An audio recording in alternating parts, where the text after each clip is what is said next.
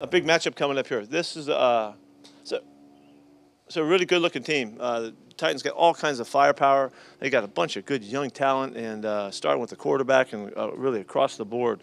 They got a nice scheme. When you got Dick LeBeau on your side, you got defensive scheme that doesn't end. And so this is a really, really good, tough matchup. We're going to have to really play really good football to have a chance against these guys. So it's a good challenge for us this time of year. Pete, health status for Jimmy Graham? He's not going to practice today, and we'll wait a couple days here to see how he does. He's been had the same injury before, and we think he's got a chance to do it. His mind is that he can play. We'll have to wait and see later in the week. Is it a sprain or is it? Yeah, he's got an ankle issue. Is Dick LeBeau's defense the same it was in Pittsburgh, the same for years? Nah, he's evolved. You know, he's never gotten stagnant. You know, he continues to add stuff. I mean, I've seen it for so many years and studied it for so many years. He's doing new things, and you don't know what he's going to do. You just have to wait to game time and adjust during game time. It makes it very difficult. The pressure's the signature still, obviously. Yes, yeah, from all different angles with everybody. How much have you studied off of him in the past? Shoot, I go way back, way back to the start of my coaching career, seeing stuff and watching stuff that they were doing. They were doing pressure concepts that were new at the time, zone pressures and stuff like that other people weren't doing, and so I've been studying him forever. Is it a separate style of defense from the kind of style of defense you coach, or is there more overlap? It's 3-4 base. They come out of a 3-4 base, and so it's different in that. Although we use 3-4 personnel, but it's different in the basic scheme of it. But the concepts and the willingness to pressure and the style of pressures, there's a lot of similarities. He's been way more committed to pressuring than anybody that's really coached ball, over these years, and he's been great at it. Is that one of the things you like about football, that different styles and schemes can all be, you can have a totally different way to do it, but they both can work so well? Well, I love the creative part of it for sure. The chance to try to match up scheme with personnel and your opponents and all that kind of stuff. That's a big part of the game, and yeah, I really like that. I like that on both sides of the ball, and I've always been attracted to try and figure out ways to do things, uniquely and in a way that'll give you an edge and all that. So that's always been the part that I really like. We watched Mariota in college here, but haven't seen him face you guys since he got to the NFL. What have you seen looking at him this week? He's a really good player. First off, he's a terrific athlete because he's all around. He can do everything. He can run and he can throw it. He throws the ball on the move very well. He finds guys in open field. He's a good scrambler, effectively run and pass. But he's an adept runner. He's real fast. He's under 4.5, so he's got the kind of speed that can really make you pay if you give him an opening. And they know it, and so they've structured the offense to utilize him in those ways as well at times. And I think one of the things, if you look at his red zone numbers are like phenomenal as far as touchdowns and turnovers and all that. And that's a really good sign for what you have. The guy's got a great conscience. He's got great awareness. In the most difficult area to throw the football, he's really good at it. So and really efficient. So I think it bodes very well for he's going to have a long-time career. I don't think there's anything to hold him back. But, it's 3 years, I think, now. Is that right? 3 years here? That, he's going to just continue to get better. I've tried to show you guys how Russell continues to improve and see more and do more things and all of that. That happens, with the young quarterbacks, and he's going to be really good. Going back to that pressure, what has made their linebackers so effective in those pressure packages? Well, he brings them all the time. He gives them lots of chances, and they're very aggressive, tough, hard guys to deal with on the edge. So, if he can get them on backs, it's really difficult. He looks to get you in mismatches and fool you with things, and so they get an edge and they take advantage of it. Guys really like the outside backers really like playing in his system. He really highlights them. What do you coach a quarterback to do when he faces pressure like that? What do you want your quarterback to do when he's got? It depends. It depends on what's going on. But most importantly, to recognize it so that we're in the right protection, so that we can take care of business. That is the burden of really Justin Britt and Russell to figure that out as they identify stuff. First of all, that's where it starts, and then from there to know what the weakness is of our protection or the advantage they may have. Maybe a hot guy, so that he knows where to go with the football, and that gives him the best chance to get started. but most of all is to be poised and to be, you know, calm under the when you know what's happening, so that you can execute really well and you can physically do what you need to, throw the ball like you got to, move your feet like you need to, read the coverage in the routes like you need to. So there's a whole sequence of things, but if you're not poised after the snap and you can, you know, stay calm about it and deal with it, then it doesn't matter if you make the right calls or not. You're gonna you're gonna misfire. So there's a lot to it. It's an incredible part of the game that it's hard to really appreciate for people that watch how much is going on and how difficult it is, you know, for a guy to execute under those circumstances. And so it's a magnificent part of the game and the challenge that the quarterbacks have every week. 2 games in with Sheldon Richardson, just what have you seen out of him? He's been really steady, tough, physical, smart. He's not making mistakes. He's caused problems for the opponents on a number of plays, made some big hits. He hasn't had sacks yet, but that's going to come. And we had a couple holds 2 weeks ago that would have been sacks, and so he's doing really well. Yeah, we really like him. We're lucky to have him. How long does it take a quarterback to develop that recognition that you were talking about, whether it's dealing with pressure or maybe just dealing with the type of defense that you're going to bring on Sunday? It depends. It depends on the development. It depends on the background of the kid. You know, what kind of style offense was he in and all of that, I think. And but it takes you 3, 4, 5 years to really own what's happening, so that you really have the protection in mind. You really have the matchups that you want in mind, and then you also have the poise to go ahead and execute. So it takes a long time. Guys can get by. They can get by and play, but when they really know, that's when it takes a new jump, and they really understand what's happening. You can beat the pressure just with the rhythm of the ball coming out, and that can kind of mask somewhat, you know, that they really do understand and really can command, you know, what's going on. But it takes a while now. That's why I've been telling you about Russell. It's taken him every year. He just adds on and adds on and adds on to get to the point where you can compare him to like where Aaron is. I don't know, Aaron's probably 10 or 11 years and Tom's whatever, 14, 15 years, you know, and he gets compared to those guys, but he's, you know, he's in I don't know what year, 5 or 6 or something, whatever we are here. And it takes a long time to get there, to really get it right. And then, so anyway. Same starting 5 on the offensive line? Gotta wait and see. Competition. Competing this week. What do you see Lacey's role looking like this weekend? We're going to wait and see. You have to wait and see at the end of the week. But I'm really happy that we have the guys we have, and that Thomas got in and played and made it through it and came out okay. It gives us all of our options. There are roster issues, you know. There's numbers, you know. You can't just put everybody up that you want to. We don't have that freedom. But there's times in the year when that all gets knocked around with players that are injured and all of that. But we're pretty full boat right now, so we have to make those decisions at the end of the week. And other coaches have talked about how different it is for old linemen coming into the pro game.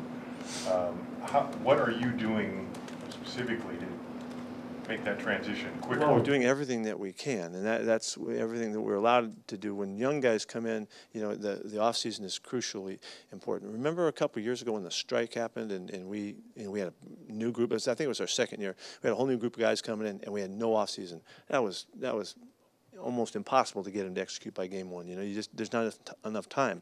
So we just take advantage of all of the opportunities through the phases that we have, you know, at our disposal during the off season, and then you just try to max it out in camp and get them as much play time as you can, and just try to bring them along as far as you can, as fast as you can. But it just takes a long time. It takes a good while to get guys playing together, identifying what's going on, and function as a unit, and not missing, because they just miss something here or there. They misread something here or there, and there's the kind of penetration that can cause problems. So it just takes a while. And different now? We have changed. I'm not going to go way into this, but we have changed our format of reps so that we get additional turns in a mode that we can get in, which isn't just full practice time on the field stuff. We have to do other things that we can maximize the reps to catch them up and to make sure that they're well prepared and versed specifically with those thoughts in mind. So, you know, we're trying to do everything we possibly can. To the new CBA rules limiting padded practices directly affect offensive line play? I think it affects the game in general. It just affects the game fundamentally, and it's hard to hold on to the fundamentals of this game, which is blocking and tackling and leverage and pad level and the physical parts of the game when you can't do it. And so it's just different. It's relative. There's no reason to complain about it. It's relative. Everybody's got the same opportunities, but I think it affects the game, and I think it affects the game as the length of the season goes on, and you get into the second half of the year. I think it's fundamentally difficult to stay abreast, and I think you can tell. I totally feel like I can see it happen. You can see it coming. Do they eventually catch up in the middle of the season with the practices, or they never do? No, I think it goes almost the other way. It goes the other way around. It deteriorates more. Would you So like to what's see that more padded conversation? practice added, or? It's all relative. So what difference? What I think, it doesn't matter. We just take what we got and we do the best we can with it. But it's just a big challenge to style of practice and how you try to keep your guys attuned to the tempo and the speed and the leverage and the things that are just fundamental to the game. So. So much of that conversation goes back to what they did in college, but how many times are you trying to break habits that started, whether it was in Little League or high school, where they played this style of ball? It's not just the last 3 or 4 years for some of these guys. That's a good reach. I don't know if I can back you on that one. I think by the time they get out of high school, I think the college game, they have enough time to mold those guys, and they can eliminate whatever happened in the earlier years. But yet there is a ton of spread offense and linemen standing straight up in their stances and pass protected, and the running game comes off of that. And there's a ton of that in college football. So. It's why we appreciate so much teams that will play in a fashion more similar to how we do, and we think we can gain more quickly, an advantage with guys like that. But we can train them and we can turn them, and everybody's doing it, and it's just not quite the way you'd like to have the upbringing orchestrated.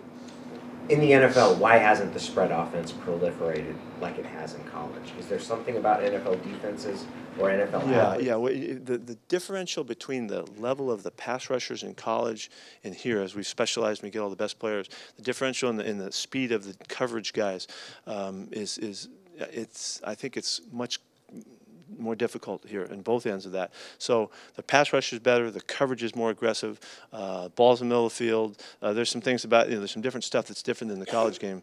And, I don't know if that's right or not, but that's what it feels like. What have you seen from Paul Richardson this year? Has it looked any different? He's more comfortable with playing on a regular basis than because he's been kind of a spot player for us at times. The end of last season, when he played a lot, he really seemed to be becoming more effective, and he just kind of got more comfortable with the game and staying on the field and repping and all that, and he's pretty much carried over it's just the growth. It's really his growth and experience that he's banking on now. You can see he's much more familiar with the game. He's much more consistent because of that.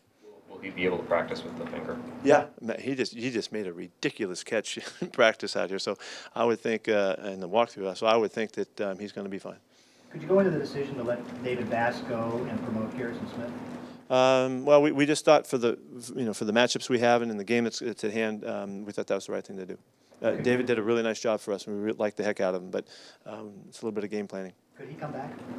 Yes. Was there a time during the offseason when Luke Wilson where you were resigned to maybe he wasn't going to be back, or did you just kind of have to wait that out? No, I never had that in mind. I didn't. I mean, I knew we could lose him, but I was hoping he would be back. He's such a magnificent part of the spirit of this team and the way he carries himself.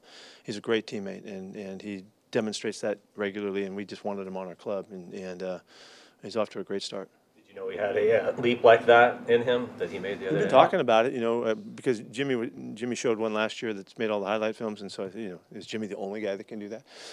So anyway, they've been talking about it, and that was a fantastic play. Do you know that Luke doesn't believe in the moon landing? No, I didn't know that.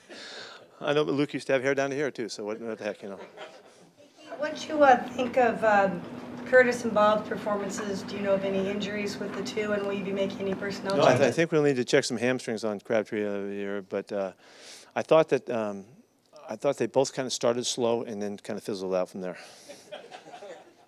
A trade in the books? That's fair. Yeah, that's a fair assessment. With Sure, we'll have to see the film so he can critique. We had a little shoot-off in here, so and you might want to check him out. Pretty weak.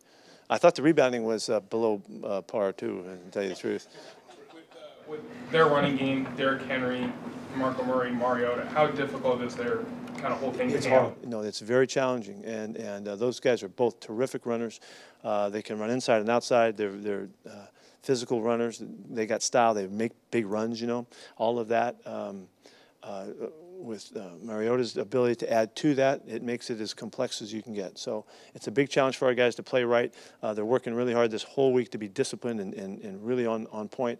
So we make all our fits right and all that, and those guys make it very difficult. Do you remember much about Mike Mularkey, the receiver in Minnesota? Yeah, matter of fact, I do. He was a solid performer. Yeah, he was a good, solid performer. I mentioned to the team today that could be Luke Wilson someday. You know, he could be the head coach in the NFL. That's kind of what it felt like. You would never would have thought it. And I figured that probably Mularkey didn't think of it either way back there in the day. What if Luke hasn't thought about it either. He's not thinking about being head coach. I know. What have you thought in general of the play of the receivers? I mean, obviously, there were a couple of drops last week, but aside from that, I mean, just over the first few. I love the way our guys play. They play so hard, and they're physical guys. They block really well for us. They do everything. Our guys are versatile, and we continue to try to, show that off in time. You'll see. I'm really excited that Locke really he looks great today. He looks like this is by far the best he's felt, and that's really important to us. He's a big play guy that can do all kinds of good stuff to add to it. By the way, Doug won't. You'll ask me later. Doug won't be at practice today. He's got a family thing that he's dealing with, so we'll get him back tomorrow. What is Nico Thorpe's status for the week? He's moving around okay. It's not out of the woods here. He's got a chance. We'll see. That's a big deal to us. Nico's been a very effective special teams player and tough dude on our football team, and we'll miss him if we can't have him. I know the week is still young, but how have you seen Eddie respond over the last few days? He's doing fine. Yeah, he's doing fine. He's ready to get after it and compete and battle back, and he respects Thomas Rawls. He understands, that's not what he wants. I don't want him to accept it. I want him to be, wanting to get back out there with everything he's got, and that's exactly the way he should be competing, and I wish we could have had him up. We could have used him. And you sort of alluded to this, but Thomas made it through fine, so you kind of like no limitations this week on him. Yes. What do you like about Michael Wilhoit, and how does he fit into this linebacking core? Michael played really well. He showed really good awareness. For the limited amount of time he's had to play with us, he's just a ball player. He can play all three linebacker spots. He's a very effective special teams player for us. We just had that big time frame where we didn't have him for so long. We kind of got lost for a bit. But when he jumped back into it, he did a nice job in the game. The coaches were really excited about his play and the consistency and the discipline. Made a couple really nice, really heads-up plays on some difficult things he had to cover, and so we felt very comfortable with him. Terrence Garvin be back? He's got a chance. He's gonna he'll get a little bit of work today, and then we'll see how he does in the next couple of days and see if he can get back out. With Wilhoit, is sort of the competition still ongoing for him because he missed that time? Is he? Yes. Yeah, these guys are still battling. We've got a lot of competition across the board, which I think is really good. I think it's good for us, and it's the early part of the season. We're still developing and growing, and guys are battling, and I like that. I like that that's happening across the board. He gave a long interview to ESPN published today, in which he said he was dismayed that his weight continues to be a big deal, and that his agent and the club has mentioned the weight limit thing. Has he talked to you about that and saying, please don't make this part of the discussion? We've talked about this from the moment we started talking to Eddie, and I told him I was going to support him the whole way. And we have, you guys have asked me the question. You know how we've responded. We've not made it an issue. It hasn't been an issue. He had something that he was willing to go for, and we were willing to go for it with him, and he did a great job. He's done everything we've asked of him. I know that there was a significant article, and I thought it was, from what I understand, I was kind of get briefed on it. I think it was an important article. He got to talk about it, and a lot of people got to read about it and understand that it's a difficult situation for people. I don't know why it became such a big deal. I don't know why you wouldn't want to continue to make it such a big deal. It isn't a big deal around here. He's one of us, and he's done a great job, and I think he should be credited for that. But you guys get to do what you want to do. Anything else? Thank you. You got it.